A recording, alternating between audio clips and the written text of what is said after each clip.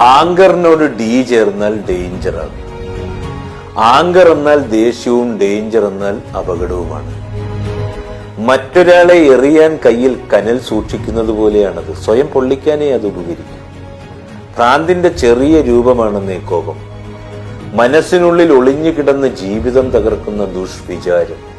അത് രണ്ട് തലയും മൂർച്ചയുള്ള പിടിയില്ലാത്ത വാളാണ്. അത് ഉപയോഗിക്കുന്നവനെയും ലക്ഷ്യമാക്കുന്നവനെയും മുറിപ്പെടുത്തിക്കളയും.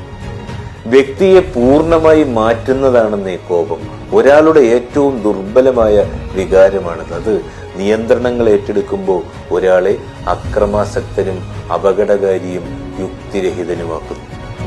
ദേഷ്യം വന്നാൽ സൂര്യൻ അസ്തമിക്കുന്നതിന് മുമ്പേ മാറ്റണമെന്ന് പറയും. കോപത്തിന്റെ അന്ത്യം പശ്ചാത്താപമാണ്. ദേഷ്യപ്പെടുന്ന ഓരോ നിമിഷവും നമ്മുടെയൊക്കെ മനസ്സമാധാനം പോവുക തന്നെ ചെയ്യും.